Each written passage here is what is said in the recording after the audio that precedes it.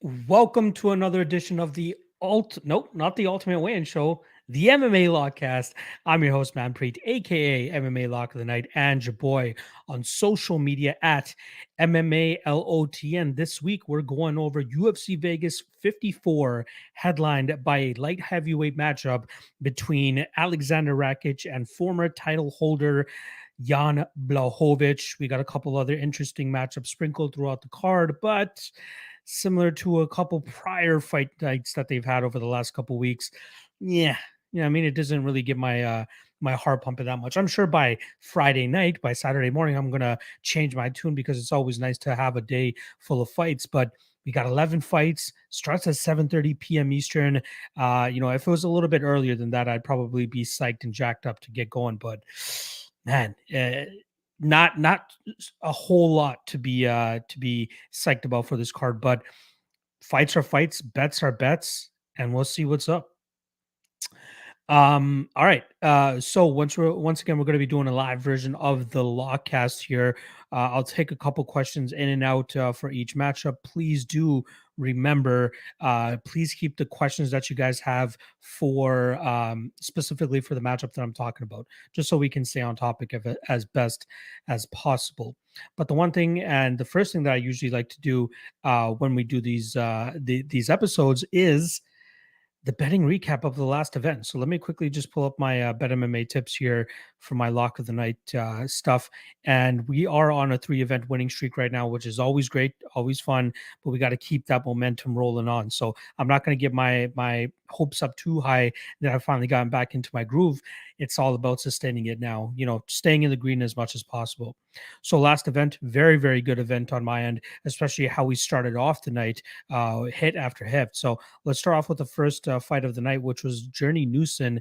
I had him 1 unit at plus 130. He was my dog of the night play. I wasn't really a fan of how we started off that fight with all of his flashy techniques, but as the fight started to go on, he started to get a little grittier, landing the better shots against Fernie Garcia, and really hurting him a bunch of times and really busting him up the later that fight went. So great way to start off the night with having the dog of the night play cash for 1.3 units. Next up, we had Lupita Godinez go out there and just put on a masterclass performance against Ariane Carnelosi. She was close to being my lock of the night play, and that is a lock of the night type performance. So I'm happy to still at least cash a 2-unit bet on her at minus 174. We cashed 1.15 units in profit. But considering how confident I felt on her, I felt like we could have cashed way more units on her if I just had the balls to actually go out there and go even harder onto there. But glad that she cast regardless. Next up, we had Blagoy Ivanov, pretty much winning a very close fight against Rogerio de Lima. That was 1.5 units at minus 144. That cashed us for 1.04 units. And I felt pretty good about Blagoy there, but man, he made that fight a lot closer than I expected. Not to mention De Lima's cardio held up a lot better than I expected. It also looked like Ivanov was really slowing down himself, but when it came down to it in rounds 2 and 3, he was the one that pushed a little bit harder. Say what you want about the decision. I don't think that last takedown for De Lima truly should have given him the round. I thought Blagoy did a good job of, moving forward, landing his shots, asserting his dominance, and that should have been enough for him to win that third round. So 3 straight cashes on 3 money line bets there. Next on, we move to a violence bet. I had 2 units at minus 196 on the Brandon Royval and Matt Schnell fight doesn't go to decision. That's why I don't feel good about betting Brandon Royval at chalk because, man, he makes these things way too sweaty. He gets them too close. He introduces the chaos. He gets hurt. He gets rocked. He gets dropped. And he reverses his fortune by finding Matt Schnell in a guillotine and eventually getting the dub that way. So, perseverance from Brandon Royval on absolute notice there.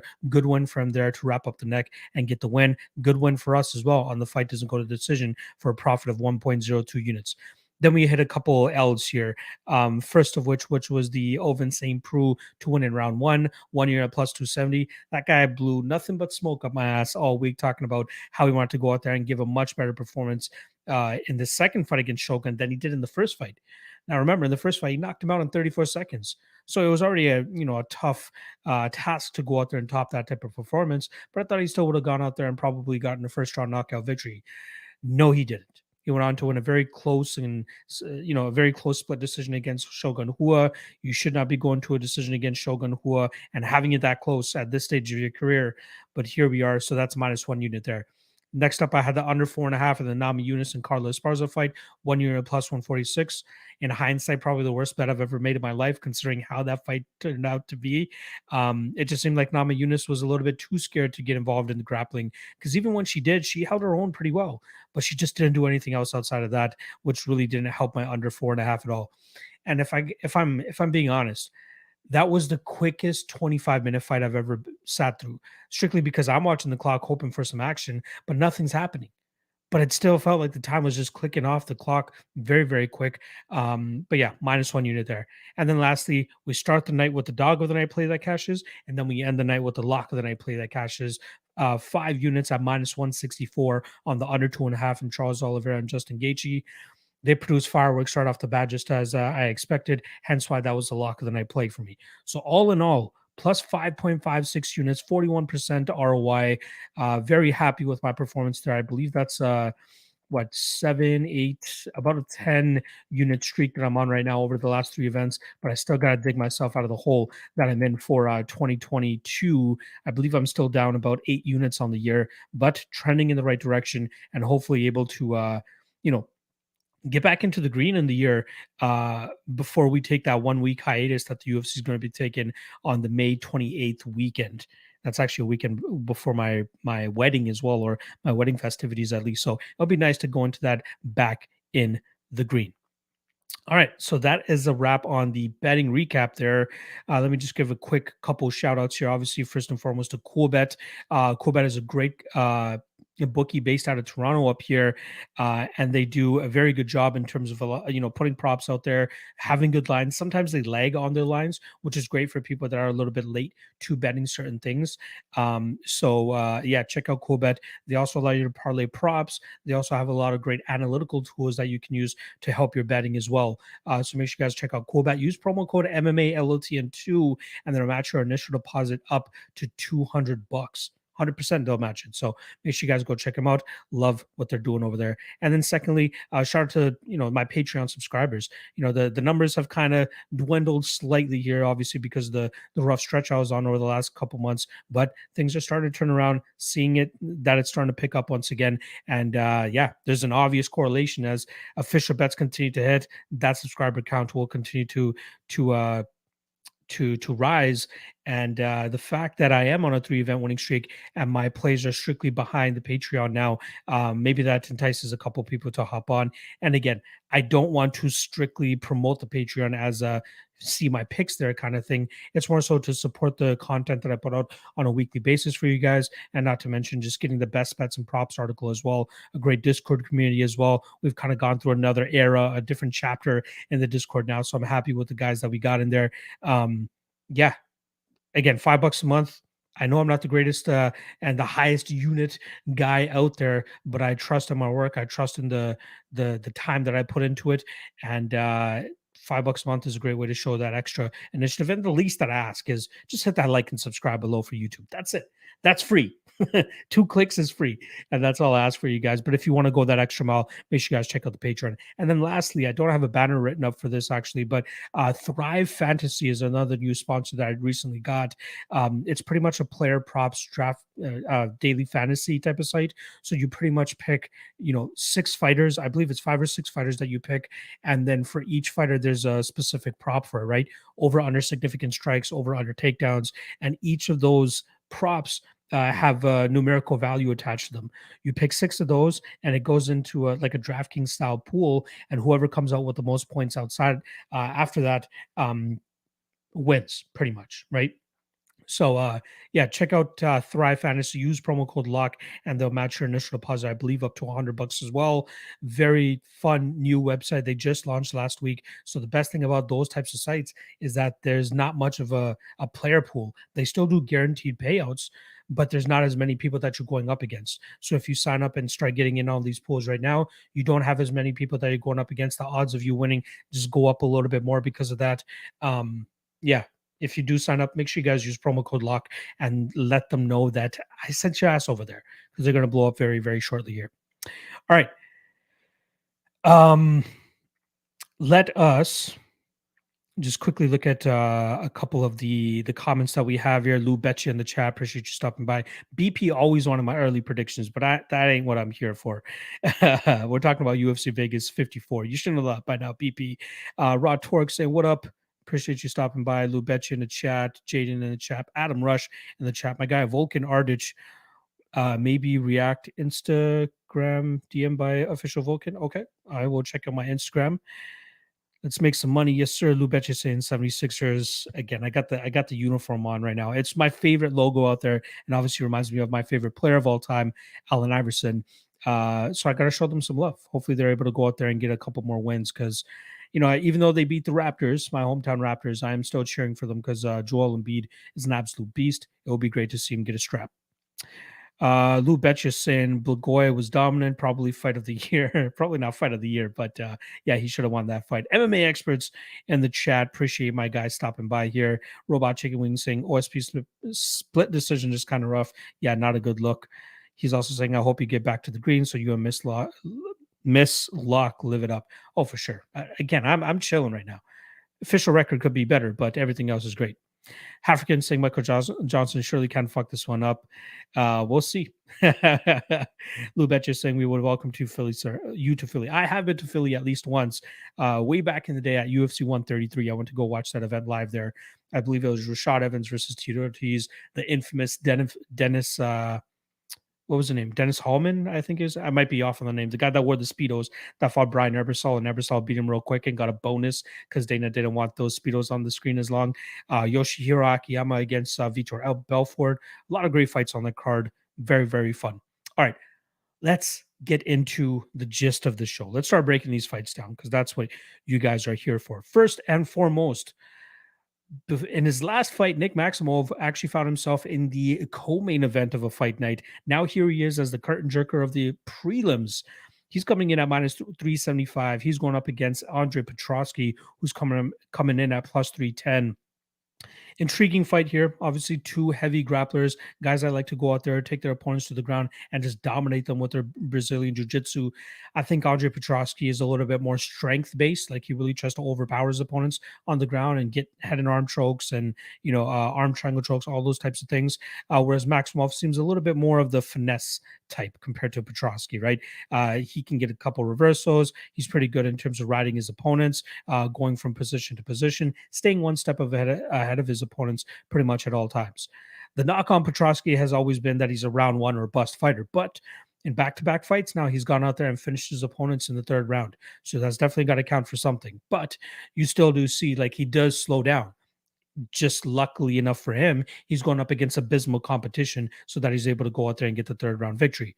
He's going to be facing a lot more resistance here in a guy, Nick Maximov, who's a very solid jiu-jitsu player. Obviously, he showed that over his last couple fights, racking up tremendous amount of control time against his opponents, not to mention landing close to, I believe it was 11 takedowns that he landed against Punahali Soriano in his last fight. Wasn't the most awe-inspiring performance in terms of an entertainment aspect, which is why I think the UFC has now dropped him down to the curtain jerker for the prelims. But it's very effective, and he's able to go out there and get the wins over his opponents. I believe he is undefeated at 8-0. I believe he goes to 9-0 this weekend, but I think this line is just a little bit too wide. Both guys are great jiu-jitsu players, right? Will Maximov struggle with the strength of Petroski? Maybe early, but the longer that this fight goes, I do think that Maximov gets the better of him.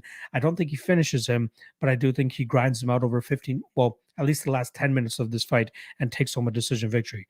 My favorite play, if I were to make one on that, which I'm not, would be the over 2.5, minus 160. I do think that this is going to be a back and forth grappling match. I'd be surprised if one guy gets a submission over the other.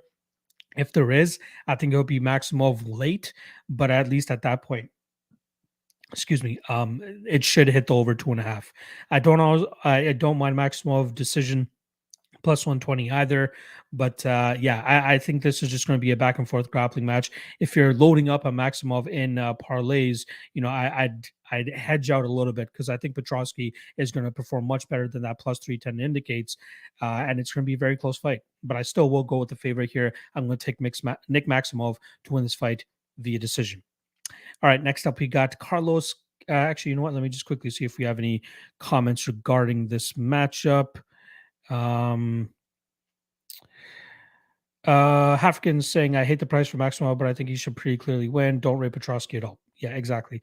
The number is just a little bit too high. That's for sure. MMA Experts is on Maximov as well. More with less in the chat. Appreciate you stopping by.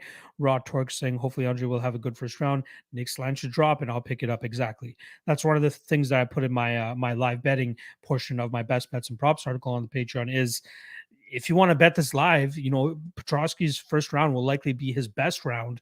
And then after that, you might get Maximov maybe better than minus 200. That might be a better way to enter in on it rather than paying the minus 370. So yeah, I like Maximov by decision. All right, let's move on to the next fight here. It's a fight that was supposed to take place 2 weeks ago. We got Carlos Candelario going up against Tatsuro Taira, minus 240 for Taira, plus 205 the return on Carlos Candelario. Now, nothing has changed for me since the last cancellation, right? I have it on pretty good authority that it was more so of a stomach bug for Carlos and that he's back up to 100% here. You know, I trust the source that I have as he's pretty close to Carlos, and he wouldn't have taken this fight if he wasn't 100% ready to go once again. That's why it took a couple days for them to see how bad it was for Candelario before they decided to rebook this fight for May 14th. It was tentative at first, then they confirmed it a couple days later. He's 100% ready to go. It was just a small sickness. It shouldn't impact his cardio or anything like that. I'm kind of surprised at how wide the odds are for this one, right? I pretty much have done this breakdown a couple of times now, but I'll do it once again for you guys. But there always seems to be some sort of mystique around these foreign fighters that come to the UFC with an undefeated record and even, you know, some finishes on the record to boot. But, you know, more often than not, guys that have been tested on the North American scene really put up a good effort against these mystical fighters that come over from overseas, right?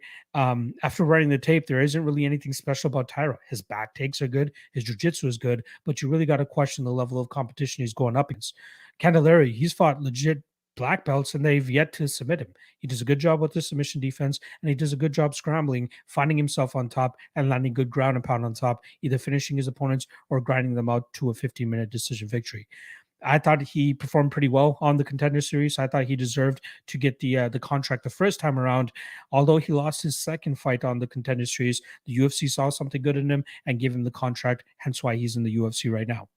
I think Candelario will do a good job with his submission defense here, staying out of trouble early in this fight. And then the longer that this fight goes on, I think the confidence level of Taira will start to drop off, especially with him really facing adversity for the first time in his career. I think Candelario will take over, and I think he'll grind him out over 15 minutes and win this fight via decision, which currently sits at plus 400.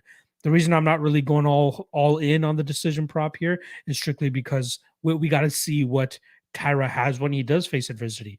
Does he actually curl up or does he like actually try to fight back and try to stay in the game? We won't know until he actually goes out there and fights a legit guy. And in my opinion, Carlos Candelario is pretty legit. He's very aggressive and he dominates when he's on top position. And like I said, his defensive skills are damn good as well. I think he deserves to be undefeated, as I do think he won that fight against Victor Altamirano on the Contender Series. But like I said, luckily the UFC still saw that he's a legitimate fighter and they gave him the contract. So at these current odds, I gotta go with Taira, right? More often than not, I look for a reason to, I gotta go with Candelario. More often than not, I look to fade guys off the Contender Series, but Candelario seems like a guy that has what it takes to beat a guy in Taira who I'm not all that sold of, you know.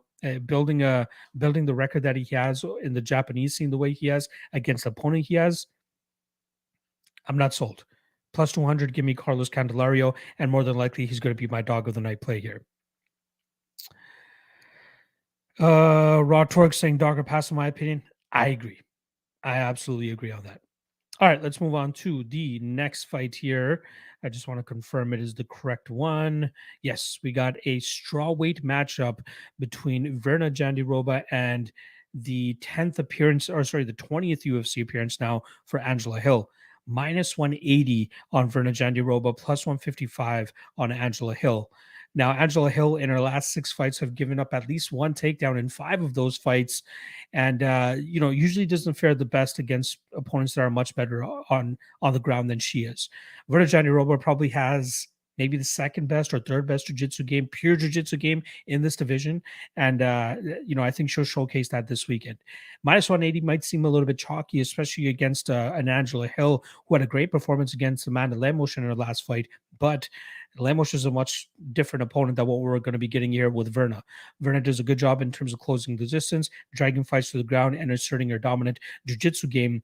I know on the UFC stats, I believe her takedown accuracy currently sits at 39%. Her last fight against Amanda Ribas, she went 1 of 8 on takedowns. So if we take that out of the equation, she's hitting closer to 52%. There is a 78% takedown defense rate on the Angela Hill side of things, but this might be one of those fights where if Verna gets this fight to the ground, that might be all she needs.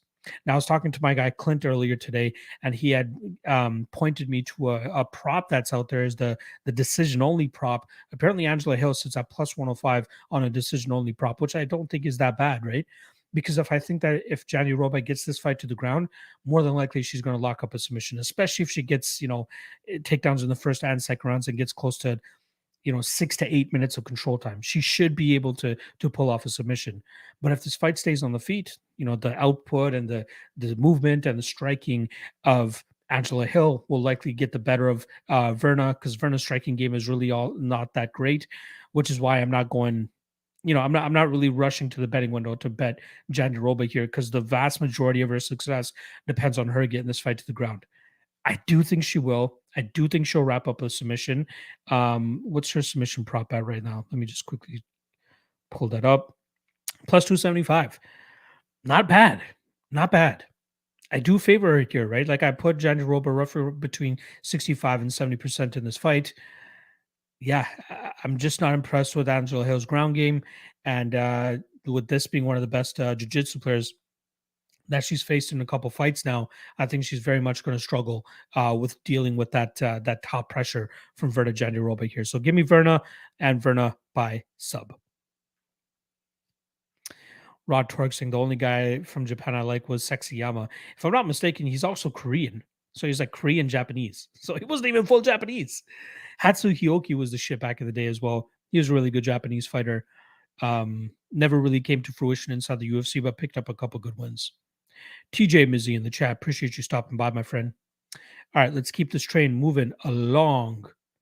Next up, we got Michael Johnson going up against Alan Patrick. In terms of odds, we're looking at minus 150 on Johnson, plus 130 the return on Alan Patrick. What a shit show of a fight to bet on, right? You got two very much flaky fighters. In my best bets and props article, I pretty much put like shit versus shit. You got to pick which shit is not as shittier than the other shit. You know what I mean? Like, that's what you're getting at this point in time. And I hate saying that again about a guy like Michael Johnson, who I respect, man. His striking game is phenomenal. He has big wins in the past. I believe the most notable one being that knockout victory over Dustin Poirier a handful of years ago. But his hands are great, man. He's a great combination striker. He's a great boxer. He uses his movement very well. But over the last couple of fights, man, he's really hit a wall in terms of fight IQ and ability to go out there and actually, get the job done. I can't believe he has a record of 19-17. That is absolutely atrocious. Let's just look at this. He's been in the UFC since Ultimate Fighter 12, which is he actually lost that one. It's been 12 years now. He lost the finale there to Jonathan Brookins. Let's see, he has a win over Tony Ferguson, Annie Castillo, Joe Lozon, Gleison Tebow knocked him out in the second round, and that's back when Gleison Tebow was, pretty steadfast with his durability. Melvin Gillard, Edson Barboza, Dustin Poirier, crazy. His last win was Artem Lobov in October of 2018. Right now, he's in the midst of what is that? 3, 6, 7, a 2-7 run over his last 9 fights. 3-7 if you want to count that Dustin Poirier win and go with the last 10. Not a good look, man. He was doing great against Thiago Moises back in May of 2020. I believe that was the second event of the COVID era for the UFC. Great, first round, and then falls to an ankle lock in that second round against Thiago Moises. Next up, Clay Guida goes out there and lands 3 takedowns against him and accrues a ton of control time. Doesn't get the dub there either. Now he's going up against Alan Patrick, who has a very solid grappling game of his own, but his cardio is a big issue. That's a big concern for sure. If he can't get it going with his grappling, he's going to start to eat combinations from Michael Johnson. Alan Patrick also has that like wild knockouts style on the feet just so that he can close the distance and get his paws on you. He could possibly catch Michael Johnson in one of those, right? It's been a while since actually we've seen Michael Johnson inside the cage. February of 2021. So we're coming up on 15 months since he's been outside of the cage.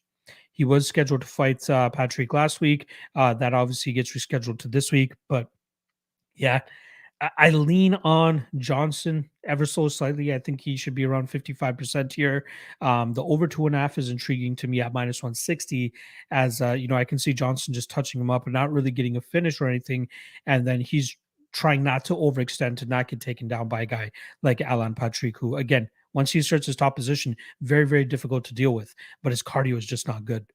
So I'm going over 2.5 as my best bet for this one. I lean Michael Johnson ever so slightly, but I'm not trusting him at chalk, and I'm not a big guy on Alan Patrick at this moment in time. So I would just advise passing on this fight. Like, if you want to go out there and bet on this fight, God be with you. It's a very tough fight to call, honestly. Justin J in the chat, appreciate you stopping by. Lou Betcha saying strongest bet on the card for him is MJ Patrick. This is the Gambag special. Bet the point deduction. Take a poke on each guy winning by DQ. Root for hilarity. That sounds like a Lou Betcha bet if I've ever seen one. We'll see. He's saying would usually give that out on Friday. There you guys go. African saying if Johnson loses to this goof, I'm going to lose my mind. Alan has the most Mickey Mouse 15-3 record of all time. I do have to give a shout out to Alan Patrick, though. He did cash as a lock of the night play for me way back in the day. Let me just pull up which one it was. It was the Damir Hadzovic fight. I had him use a minus 250 closing. I think I got him close to minus 200. But I wasn't big on Hadzovic at all back then. And Alan Patrick, very difficult to deal with once you get that top position against him, as he showed in the Damian Brown fight, as he showed in the Stevie Ray fight, as he showed in the Damir Hadzovic fight. Funnily enough, that is the last win he has on his record. So we're talking about 4 years removed, just over 4 years removed since the last time he got his hand raised in competition. I just don't know if he gets it done against Michael Johnson here. Again, God be with anybody that's willing to go out there and put their money on a fight like this. Let's see here. Socrates saying code Lobov. Uncle Weezy, that's the sharpest thing I've heard on that fight yet, Lou. Probably the only thing worth betting besides the draw. Yeah. Lou Betcha is saying you should check your chat. There you guys go. Lou Betcha, MJ, Michael Johnson is 3-8 as a betting favorite, 4-1 as a favorite. I'm assuming you mean Patrick is 4-1 as a favorite. There you guys go. Raw Torque saying MJ decision plus 175. I like that. Again, I would rather take the over 2.5. We could get some real fuckery here. Tammy Goudry stopping by as well. Appreciate that. Tammy saying, let's go Heat. We'll see. Let's go Sixers. Sean Gone in the chat as well. Appreciate you stopping by. Jared Curry, I think Johnson should win, but it's going to be Patrick by back pocket banana peel. Exactly. Absolutely possible. Okay, Lou Betcher saying 4-1 as an underdog. There you guys go. Tim Troiano, again, obviously butchering his name there, saying 1-800-GAMBLER if you bet Michael J against, or Mike J versus Alan. My guy Corey Yeeple in the chat. Appreciate you stopping by as well. All right. Let's move on to the next fight here and get away from that shit show. Again, pick is Michael Johnson. Over 2.5 is probably the only bet I would take in that fight. Next up, we got prelim headliner right away here. Again, only 5 fights on the prelims, 6 fights on the main card. Prelim headliner, we're looking at a women's flyweight bout. Andrea Lee start to part ways here now, or she's trying to separate herself. Minus 120 favorite at this point in time, going up against Viviane Araujo, who's coming in at plus 100. Now, when Araujo made her debut, I thought she was going to be the shit. You know what I mean? I was very impressed with what I was seeing from this girl. Vicious striking, really stalking her opponents, making it difficult for them to get their game going. Her initial fight was way back at UFC 237 against Talita Bernardo, where she just devastated her with the overhand right in that 3rd round. In the next fight, we saw a little bit of a chink in her armor. You know, she had a huge difficulty getting off her back in that 2nd round against Alexis Davis. Luckily, pulls it off in that 3rd round and gets a decision victory. Next up, she loses 5 months later to Jessica I, out of all people.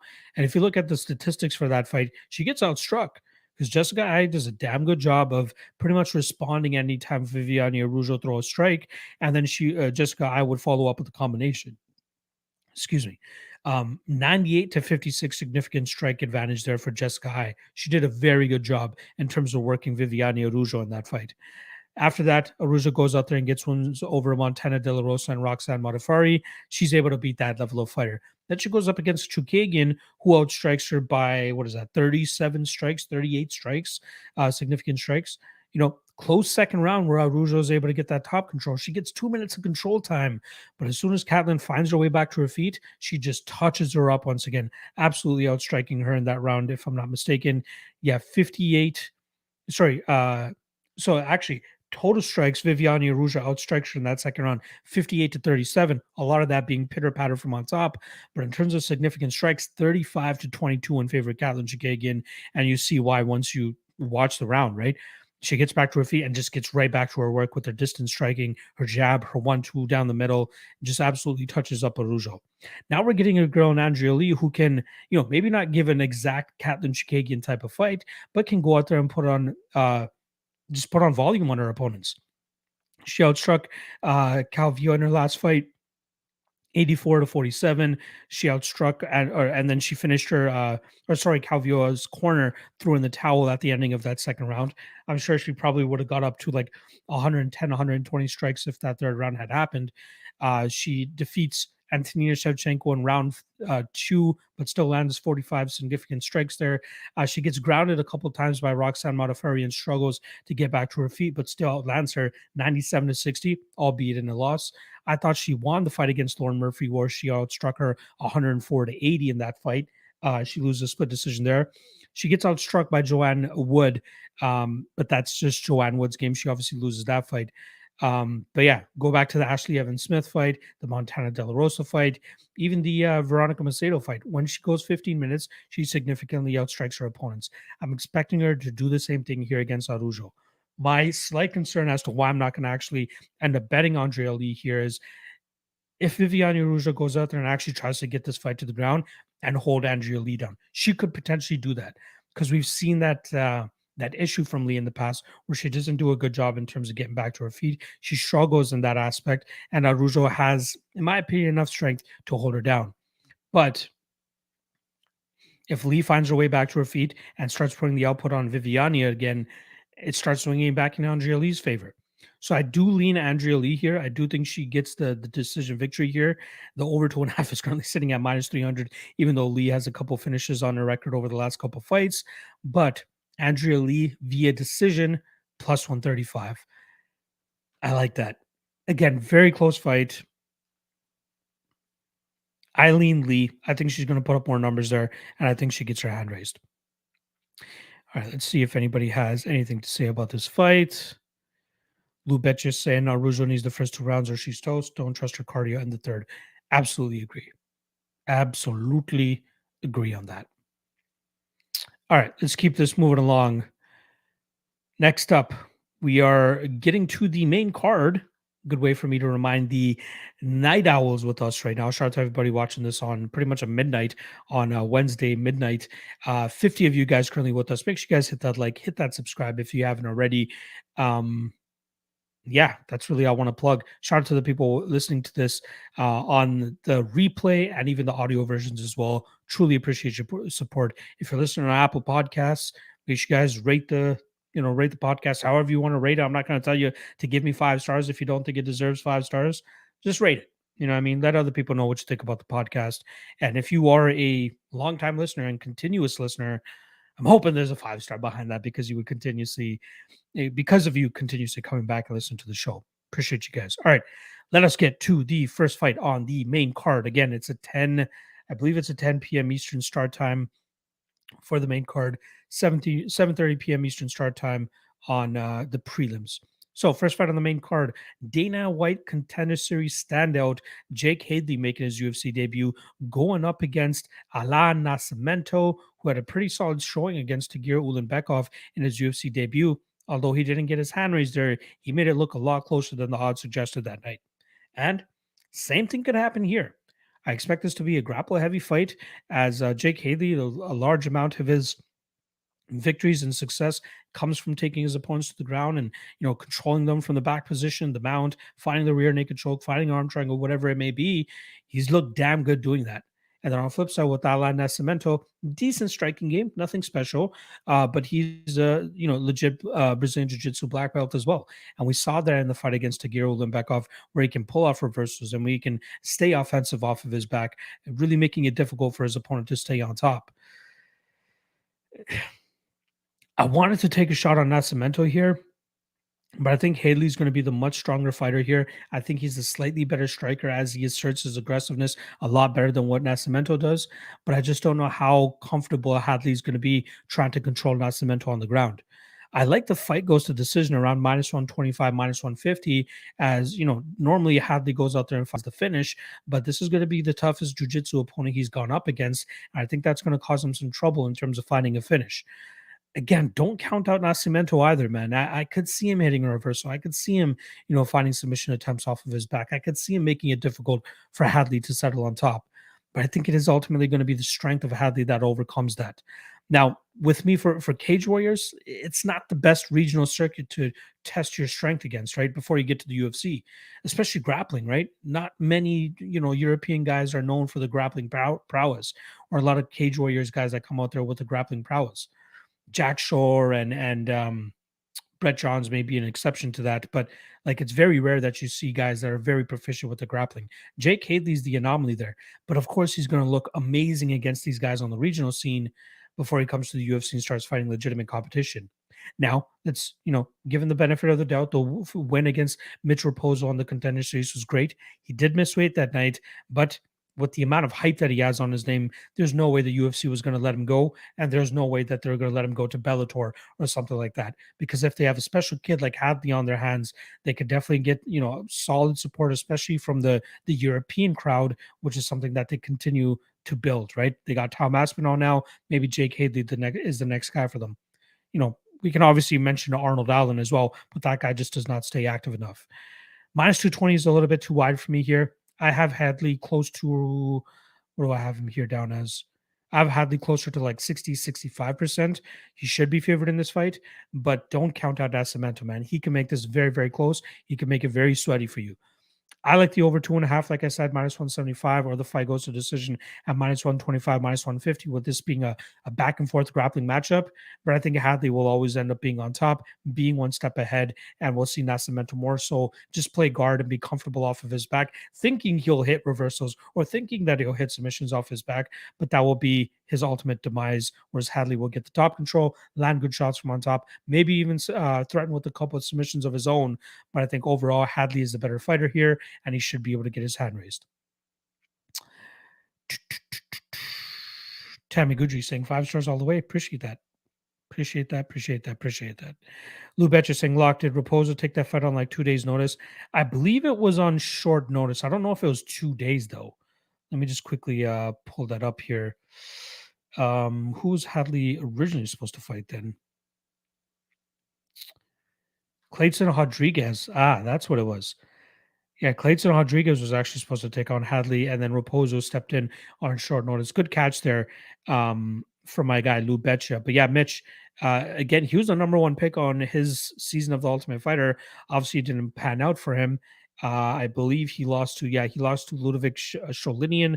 Then he lost to Jake Hadley, obviously, after that. But he did pick up a win in his last fight against Jay Viola a couple weeks ago in March. So Raposo is a solid opponent, but it is good to take into consideration that he took that fight on quite short notice. But I'll still go with Jake Hadley to win this fight. All right, let's keep this thing moving along. I love being efficient with this stuff and not stretching into an hour and a half, 2-hour podcast. When I have a guest, sure, but when I'm talking to myself, I don't like going too long.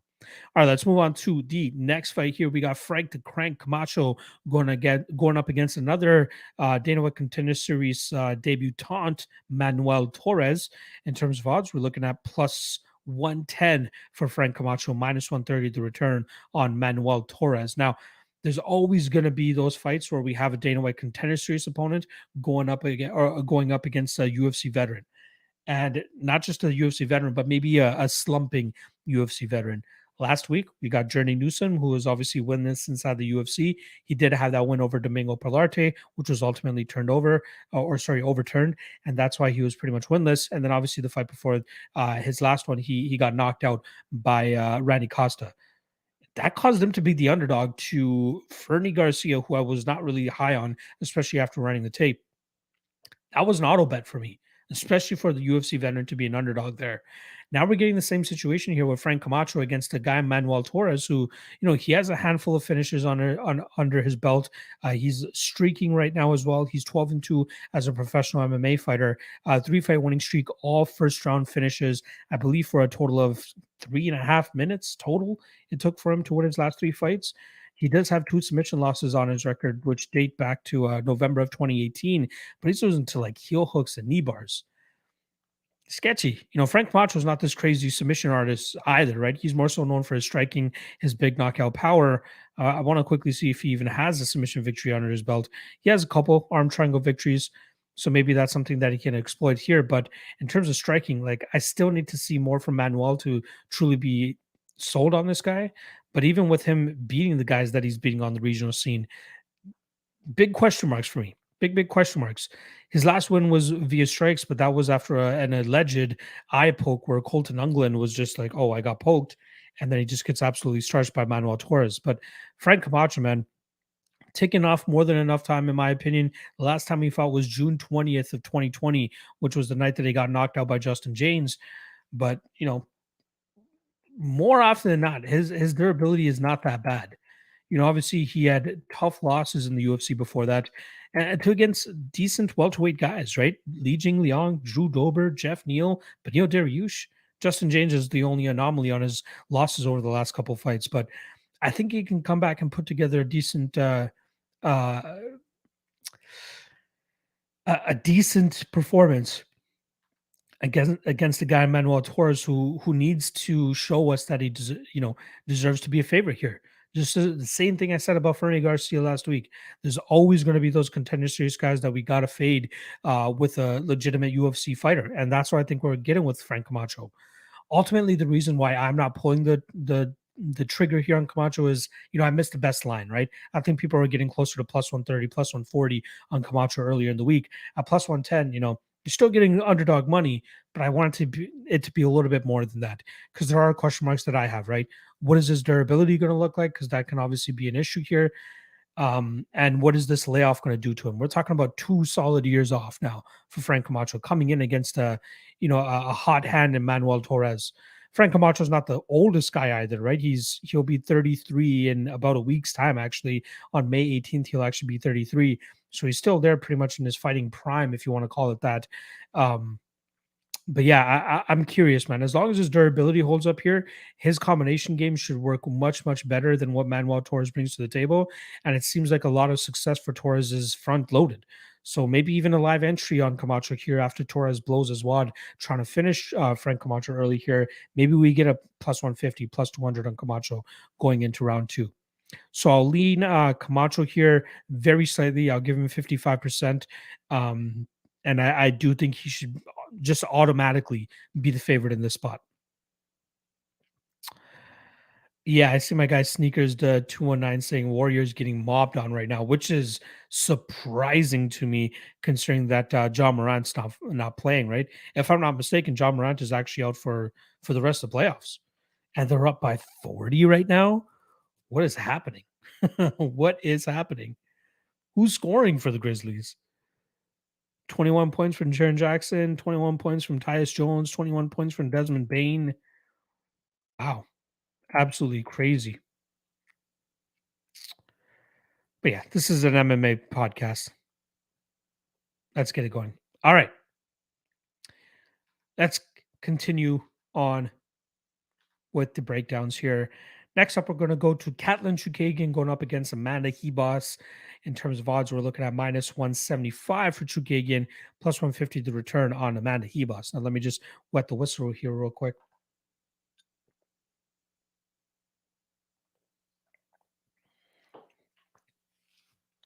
All right. Chookagian is one of my more reliable fighters, right? She goes out there and we know what we're going to get with her. We're going to get output, we're going to get movement.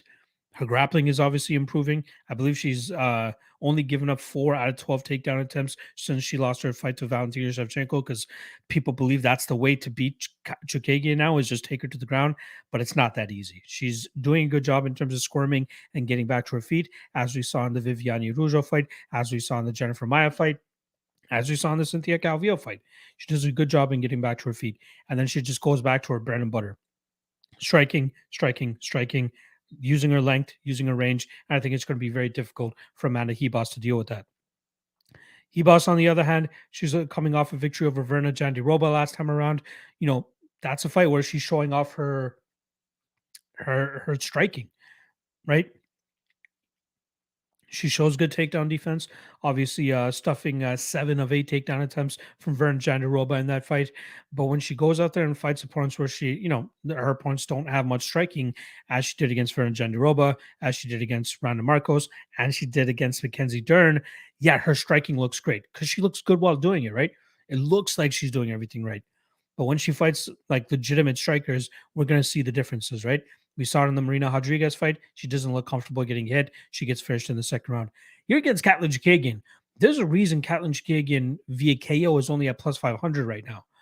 Given the fact that, let's see when the last finish for Chookagian was, because it wasn't anytime recent.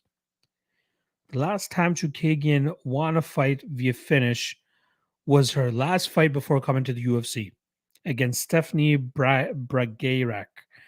She beats her with a knee, round 1, 45 seconds into that fight. I got to see that. Before that was her second professional fight in September of 2014, where she won via knee once again in round 3 against Bridget Narcisse, I believe is how you pronounce her name. She's not a finisher, but she will jab your head off and she will outstrike you.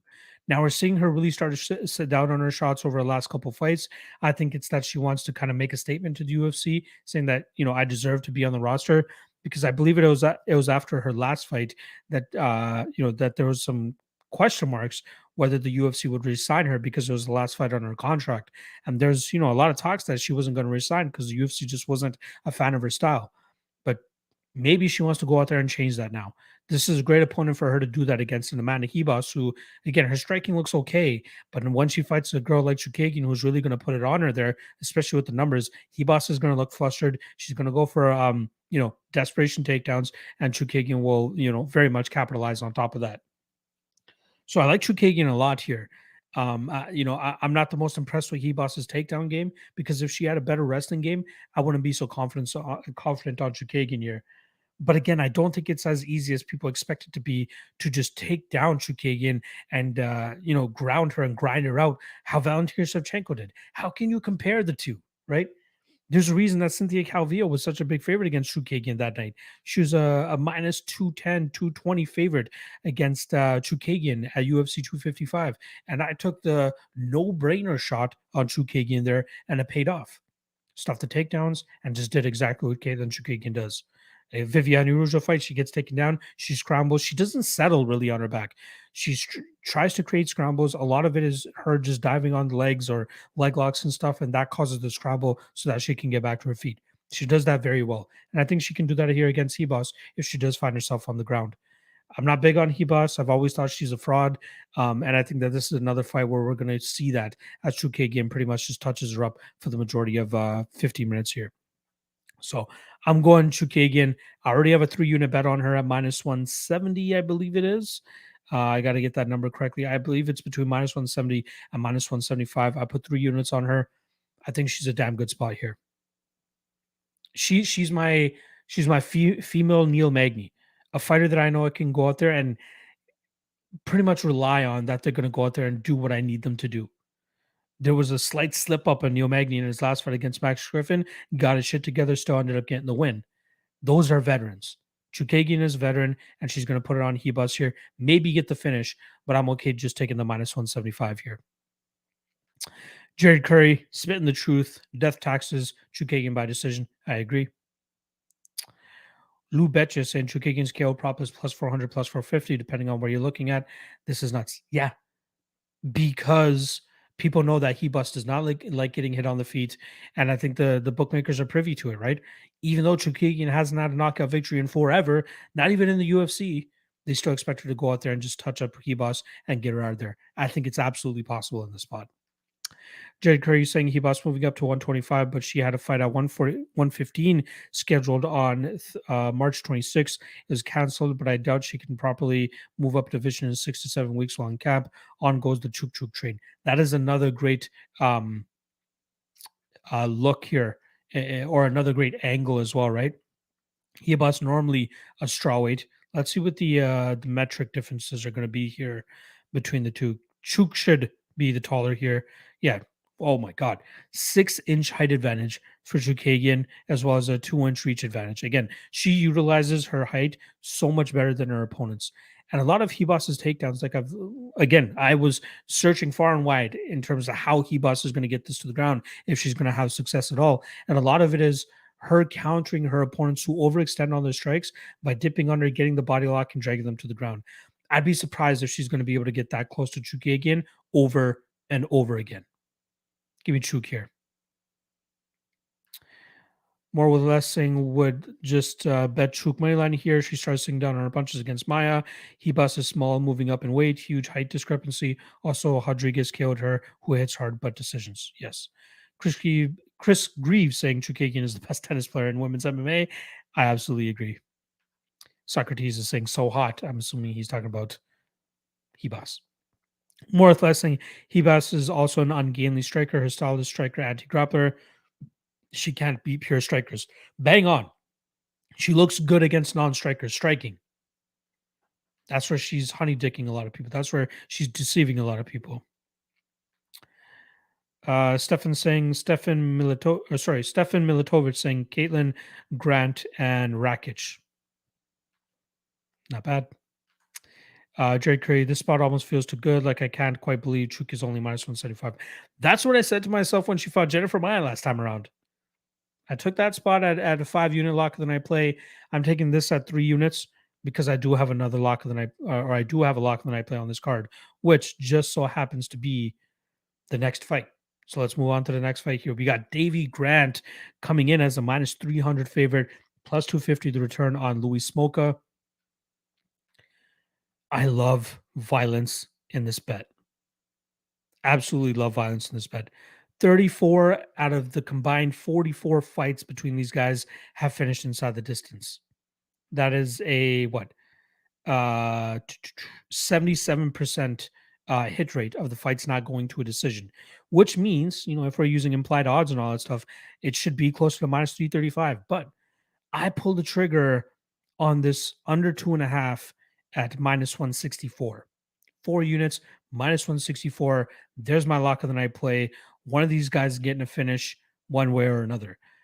Davy Grant, heavy power striker, throws a ton into his strikes, as we've seen with him getting knockout wins over Martin Day and Jonathan Martinez. And then on the flip side with Luis Smolka, we obviously just saw him get starched by Vince Moraz, who hasn't really been much of a knockout puncher lately. So that's a big red flag on the Smolka side. But even for Smolka's side of a finishing argument, the vast majority of the losses on Davy Grant's record coming via submission. We know Smolka's quite crafty on the ground, so if he's able to get it there, I wouldn't be surprised if he ends up taking the back of Davy Grant and getting a submission victory. I can't fathom paying minus 300 on Davy Grant, although I think that his power striking will be too much for Louis Smolka to deal with, and he'll ultimately get the knockout. So I'd rather bet plus 135 on Davy Grant to win by a TKO at plus 135 rather than loading up on him at minus 300. But even better, like I said, the under 2.5, I got it at minus 164.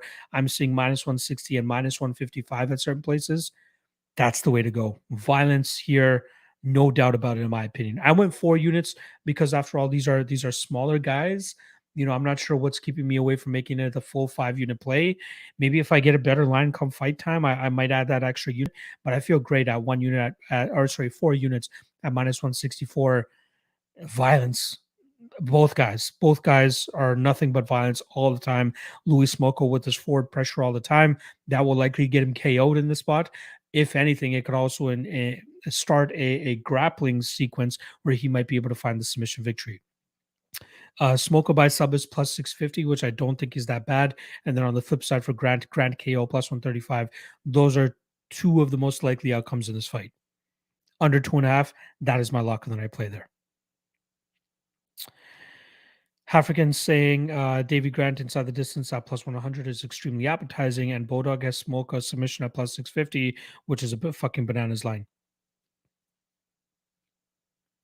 On the same page here. Violence in this fight. I'd rather cover both ends here and just take the chalk on the under 2.5. We good.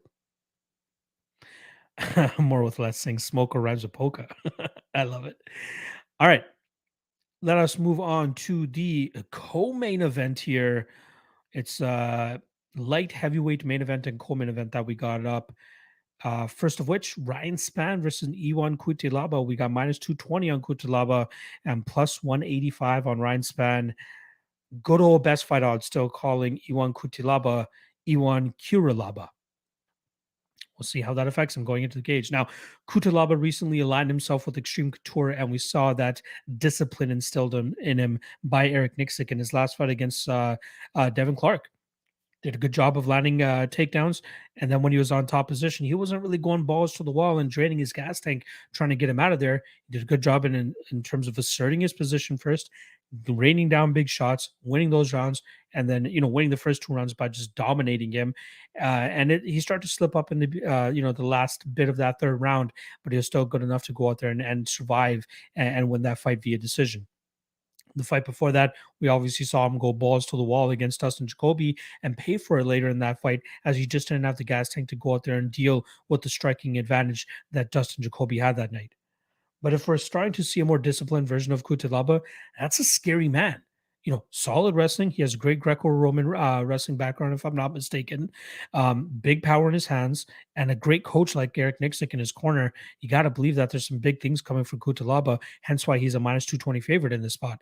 Ryan Spann, on the other hand, a little bit sketchy for him lately. Obviously lost the last fight to Anthony Smith where he got stopped. He did pick up a win over Misha Serkinov, but we know that Serkinov's chin is pretty much null.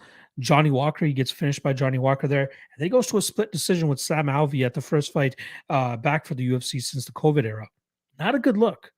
He has good power. He's a big guy for the division. But that's where it stops. I think the deeper fights go, I think it's harder and harder for him to find the win. He has that second round victory over Devin Clark, but it seemed like he was very lackadaisical in that first round, but then finally started to turn it up in that second round, eventually finding that guillotine choke against Devin Clark. But I think he's going to struggle here against Cutelaba, who historically solid durability, right? With the exception of a precision striker like Magomed Ankalaev. But I do think that Cutelaba will handle that early adversity pretty well here against Ryan Spann. Maybe get some takedowns going, assert that top position, and really grind on Ryan Spann in this spot. I think that this fight likely goes over that 1.5 mark, which currently sits at plus 104. I think Cutelaba could eventually find a finish later in this fight, but I do think that we'll see a continued disciplined version of him where he grinds this fight out and likely wins it by decision. And that line is currently sitting at plus 600. I'm going to take a little bit of a sprinkle on that because I do think, again, if he stays on game plan here, he should win this fight over 15 minutes. Ryan Spann doesn't have much to offer in that later in this fight. And there is the possibility that if Cutelaba's gas tank does fail him, maybe a possibility that Spann gets a late finish here. But I just think he's going to struggle dealing with the overall game of Cutelaba. I do think that Cutelaba has truly, turned a corner. We need to see more performances from him, like the Devin Clark fight, to truly say that. But at 28 years old and aligning himself with one of the best coaches in the game, I think we'll see a better Cutelaba game in or day in and day out. And I think he struggles here. I think Ryan Spann struggles here against Cutelaba, who will be the much better fighter overall. So yeah, give me Cutelaba. Not so crazy to bet him at minus 220. I think the odds are pretty much correct here. But yeah, I think Cutelaba wins this fight. I don't think Spann is that good. Hate to say it, he's a Fortis guy with my guy Saif Saud, but a lot of it is his success is based on his size and his knockout power. And I think although he has Cutelaba kind of dwarfed here, I don't think he's going to deal with the wrestling well here. So give me an E1 Cutelaba, but more than likely a pass for me. Okay, asking me, do I have Andrea Lee? I do have Andrea Lee, but I'm not betting on that fight. Jazz sure get on the chat saying another 1K parlay cashing. Good luck, my friend. And yes, okay, please rewind if you want to hear my breakdown about the Andrea Lee fight. Jared Curry saying Smolka sub plus 650 is your hedge. If you're a heavily invested in Grant, I agree. African saying Spann has the heavyweight body with the flyweight chin. Cutelaba going to assault Spann. I couldn't find KO lines for Cutelaba, but I put a solid bet on Cutelaba inside the distance at minus 138. I like that. I like it. Again, decision I think is possible, but we'll see how the durability of Spann holds up. More with less saying Cutelaba already beat better guys when he was much worse. Yeah, good point there. Jared Curry saying E1 Extreme Couture is going to be amazing for him. I think we see him another step here and smoke out Spann wherever he chooses. Absolutely. Again, this is like heavyweights, right? Anything can happen, but I don't think that we'll see Spann get that win. UFC Sharp is saying Spann by sub. That is a possibility for him. Absolutely. Kung Dao Chicken saying you see the Warriors get destroyed. What's the score now? Wow, final 134-95. Almost a 40-point loss for the Warriors there. Not a good look, especially with no Ja Morant. Josh Shergo saying Spann and over 2.5 and get Davey fight is a lock. We'll see. Exactly. Just kidding. This fucking guy. All right. That brings us to the main event. Shout out to the 50-ish live viewers that we currently have on this midnight Wednesday night. I guess Thursday morning now, 6 minutes into Thursday morning. Make sure you guys hit that like and subscribe if you haven't already. And let's get right into the main event. We got Jan Blachowicz looking to bounce back after his title defense gaff, if that's what you want to call it. He obviously lost the title to Glover Teixeira back in October of last year. These guys were scheduled to fight in March, but unfortunately Blachowicz had to pull out due to some sort of neck issue, which is not a good look, especially when he's 39 years old going up against a young guy in Alexander Rakic, who's likely going to test that neck in this fight. In terms of odds, let me just quickly pull that up here since best fight odds, for some reason, it has it under future events. But we're getting minus 195 on Rakic, plus 165 the return on Jan Blachowicz. I'm a big Rakic fan. You know, I thought he won the Volkan Oezdemir fight. He likely should have already had his title shot by now, but at least the UFC is giving him the respect he deserves, even if he has been boring over his last couple fights. He's still a big, solid contender in this top 5 of the light heavyweight division, and a win here over Jan Blachowicz, especially if it's dominant, could line him up for a title fight in his next fight. Obviously, we know Glover Teixeira is fighting Yuri Prochazka in June, and likely the winner of this fight, if dominant enough, will line themselves up for a title fight. I like Rakic, man. Solid striker, good wrestling, good pace, good pressure. Just great job with feinting, as we saw in the Thiago Santos fight, where he kept Santos on the outside and just had him biting on all of his feints pretty much, and then pretty much just controlling the fight with feints, right? And really nullified the power of Santos by just keeping him backing him up for the majority of that fight. Then we saw him, not land any takedowns against Anthony Smith, but still managed to accrue like 13 minutes of control time in that fight, as he did a good job on capitalizing on certain positions from Smith, whether it's reversing a takedown attempt from Smith, whether it's dropping Smith, whether it's checking a kick and just pushing him down and getting on top of him. Did a great job there. Then we also see, highlight reel KOs of Jimmy Manuwa and Devin Clark earlier in his UFC career. But I'm hoping that we see the version that we saw against Justin Ledet, right? That was a version where we saw him go out there and just ground Ledet over and over again, and then really just grind him out and land big, big ground and pound throughout the majority of that fight. That was the second fight in the UFC. He landed 3 of 4 takedowns in that fight, 12 and a half minutes of control time, but landed 263 total strikes from top position. 104 of them significant, but 263 from on top. He landed 115 total strikes alone in that second round against Justin Ledet. I thought that's the Rakic we were going to get over and over again. The guy that goes out there and puts on a Cain Velasquez type style, because that's what he did. Again, shout out to my guy Anthony Hernandez as well. If you guys remember a couple weeks ago, I had Elliot Marshall on the show, and I compared Anthony Hernandez's style to Cain Velasquez, which was takedowns and just beating his opponent up on the ground. I think that's what Rakic does well is here, and I think he could do that against the brown belt in Jan Blachowicz. Blachowicz, his kicking game is great. It's great that he found his Polish power later on in his UFC career to get him that title and win a couple fights. But I think it comes to a screeching halt here. My only concern is what Rakic's gas tank looks like over 25 minutes.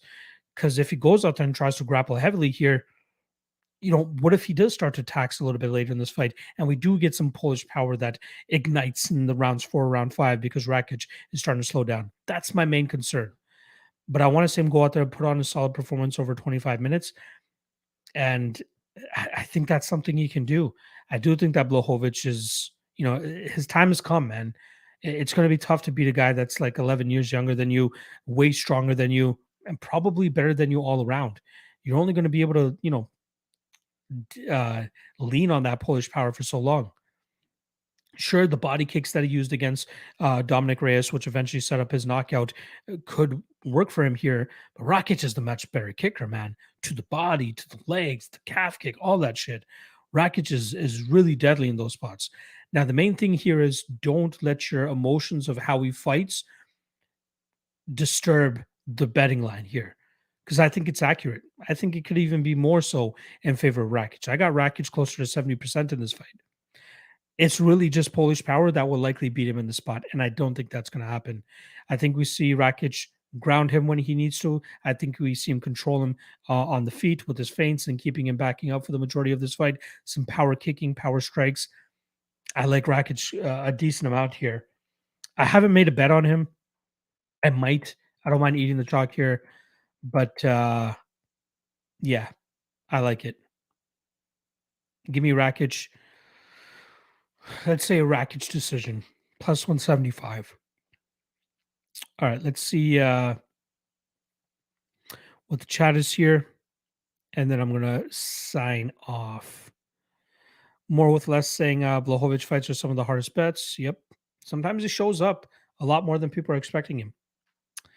UFC Sharpest saying my lock of the night is going to be Davey Grant and Chook Parlay. Double your dough for plus 111. Keeping it simple this week. Good luck, my friend. I agree with both those bets. I do. Jared Curry, apparently he had temporary paralysis on the left side of his body for a little bit. I'll have to double check on it, but that's some scary shit. Absolutely. African saying Rakic jumped off the page at me at minus 170 on Monday. Phenomenal athlete and gigantic dude. I think he's going to be the champ next after Glover and Yuri.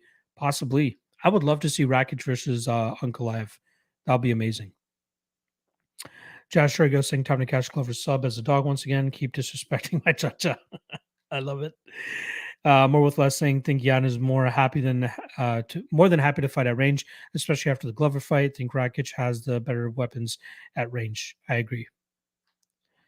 Time is not line. First day I work after sitting idle for 2 years, just dropping in to say you're the best and have a good show. Thank you, my friend. Good luck with your job and keep killing it. Alexei Shestian saying he keeps forgetting the Polish power in hotel room. The African saying Jan does have some of the best leg kick checks in MMA, though. Everyone forgets he was actually beating Izzy on the feet. Feels to me like Rakic needs to grapple to win comfortably here. Good call here, right? A lot of people thought that Jan mainly won that off his grappling, which is true later in the fight. But those early rounds, man, he was doing a good job. But I think a lot of that had to do with Izzy normally being the bigger guy in his fights and using his range a lot better, whereas Jan was, the bigger guy in the cage there. He was able to kind of, stay at the range that he needed to be successful and not let Izzy, stay too far out and just chip away from distance. But I do think that Rakic can have success striking as well. I think once Jan feels the power of the kicks and all that, I think he's going to start to respect it as well. If this is a 25-minute kickboxing matchup, yes, of course, it's going to look closer in my opinion, but I still do think that Rakic will come out on top. Alex Weber in the chat, appreciate you stopping by, my friend. Stefan saying Rakic has better ring IQ, in my opinion. He'll do enough to win. Yeah, and he doesn't mind being boring doing so. In this case, it might benefit him to try to be a little bit more entertaining so that he can solidify that title shot but just keep winning, bro. At a certain point, they can't deny you. Just ask Carla Esparza. You know what I mean? They never wanted to give her a title shot, but she kept winning. She kept knocking off the contenders. Now, if Rakic goes out there and knocks off a former UFC champion, it's going to be hard to